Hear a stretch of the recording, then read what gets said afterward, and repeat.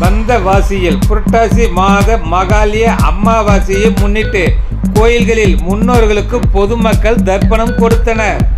அமாவாசை தினங்களில் முன்னோருக்கு படையலிட்டு வழிபடுவது வழக்கம். வருடத்திற்கு ஒரு முறை வரும் மகாலய அமாவாசையில் முன்னோர்களுக்கு திதி கொடுப்பது வழக்கம்.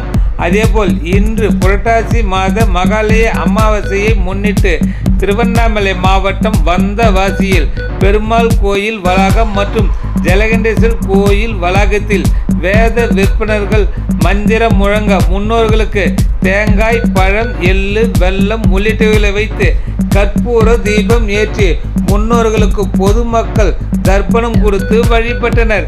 இந்நிகழ்ச்சியில் ஏராளமான பொதுமக்கள் கலந்து கொண்டு தங்களுடைய முன்னோர்களுக்கு தர்ப்பணம் கொடுத்தனர்.